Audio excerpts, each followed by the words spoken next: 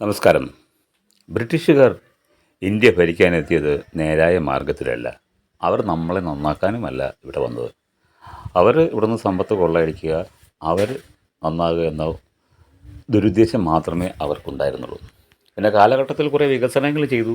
അതുകൊണ്ട് കുറേ മാറ്റങ്ങൾ ഇവിടെ ഉണ്ടായി.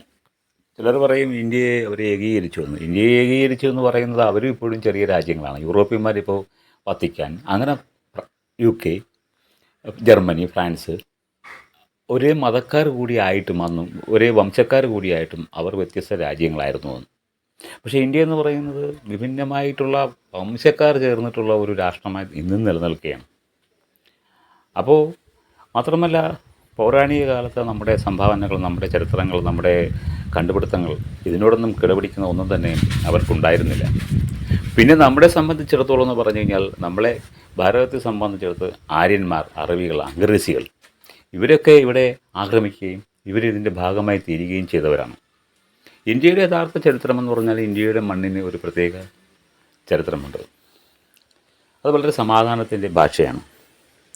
ഇവിടെ ബ്രിട്ടീഷുകാർ ലാസ്റ്റ് നമ്മളെ ഭരിച്ചിട്ട് വർഷങ്ങളോളം കഴിഞ്ഞിട്ട് ഇവിടുന്ന് അടിപ്പായിക്കുകയോ അല്ലെങ്കിൽ ഇവിടുന്ന് കടന്നു പോവുകയോ ചെയ്യുമ്പോൾ നമ്മൾ ഇവിടെ കിടന്ന് മത്സരമാണ്. ആരാണ് സ്വാതന്ത്ര്യ സമര സേനാനികൾ, ആരാണ് എന്നതിനെക്കുറിച്ച് നമ്മളിൽ കുറേ ആൾക്കാർ എന്താ പറയുക, കാര്യമില്ലാത്ത കാര്യത്തെക്കുറിച്ച് മത്സരിക്കുന്ന ഒരു രംഗമാണുള്ളത്.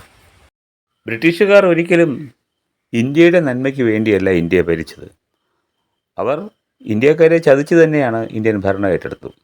അങ്ങനെയുള്ള ബ്രിട്ടീഷുകാരെ ചതിച്ച് അല്ലെങ്കിൽ അവരെ പറ്റിച്ച് ജീവിതം മുന്നോട്ടെടുത്തവരെയും നമുക്ക് മഹാന്മാരെന്ന് മാത്രമേ വിശേഷിപ്പിക്കാൻ സാധിക്കുകയുള്ളൂ. കാര്യം മുള്ളുകൊണ്ടേ മുള്ളെടുക്കാൻ പറ്റുകയുള്ളൂ.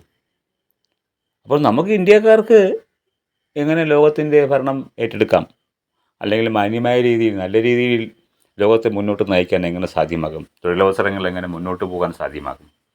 ഇപ്പോൾ തന്നെ ഉദാഹരണത്തിന് ചില മേഖലകളിൽ നമുക്ക് റെസ്ട്രിക്ഷൻസ് ഉണ്ട്. ഉദാഹരണം പറയുകയാണെങ്കിൽ വക്കീലന്മാരായിട്ടുള്ള ആൾക്കാരെ എൻറോൾ ചെയ്ത് കഴിഞ്ഞാൽ അവർക്ക് ചില സ്വന്തമായിട്ട് മറ്റു ഓഫീസ് സ്ഥാപനങ്ങൾ നടത്തുന്നതിൽ ചില വിലക്കുകളുണ്ട്. അങ്ങനെ ചില കാര്യങ്ങൾ എന്താണ്, വക്കീലായിട്ട് പ്രാക്ടീസ് ചെയ്യുകയാണെങ്കിൽ വക്കീലായിട്ടുള്ള LLB സർട്ടിഫിക്കറ്റ് വേണം. അപ്പോൾ അതിനനുസരിച്ച് വേറെ എന്തെങ്കിലും വ്യവസായങ്ങൾ ചെയ്യുകയാണെങ്കിൽ ലീഗലായിട്ട് ചെയ്യാമല്ലോ. നമ്മുടെ ഫണ്ടമെൻ്റൽ ഡ്യൂട്ടീസ് 10 കൃത്യമായി അത് പറയുന്നുണ്ട്. നമ്മുടെ വ്യക്തി വികസനങ്ങൾക്ക് മൂർച്ച കൂട്ടുകയും അത് രാഷ്ട്രത്തിൻ്റെ വികസനത്തിന് വേണ്ടി ഉപയോഗിക്കുകയെന്നും അതിൽ എഴുതിയിരിക്കുകയും ചെയ്യുകയും എന്നാൽ നമ്മളത് ചെയ്യുന്നതിന് തടസ്സം നിൽക്കുന്ന ചില നിബന്ധനകൾ വയ്ക്കുകയും ചെയ്യുന്നു. ഇപ്പോൾ പഴയ കാലത്തൊക്കെ കുറച്ച് വക്കീലന്മാർ മാത്രമേ ഉണ്ടായിരുന്നിട്ടുള്ളൂ. ഇപ്പോൾ ആയിരക്കണക്കിന് പേര് വക്കീൽ ഫീൽഡ് ഇറങ്ങിയാണ്. അവരുടെ കേസുകളും അവരുടെ കുടുംബത്തിൻ്റെ കേസുകളും അവരുടെ ആൾക്കാരുടെ കേസുകളും ചിലപ്പോൾ സൗജന്യമായിട്ടായിരിക്കും ചെയ്യുന്നത്. അപ്പോൾ നമ്മുടെ കഴിവുകൾ നമുക്ക് പ്രയോജനപ്പെടുത്തുന്ന രീതിയിൽ നമ്മുടെ എല്ലാവരും ഐശ്വര്യപൂർണ്ണമാനാകുക, അല്ലെങ്കിൽ കോടീശ്വരന്മാരാകുക, സമ്പന്നരാകുക എന്നത് തന്നെയായിരിക്കണം നമ്മുടെ ലക്ഷ്യം.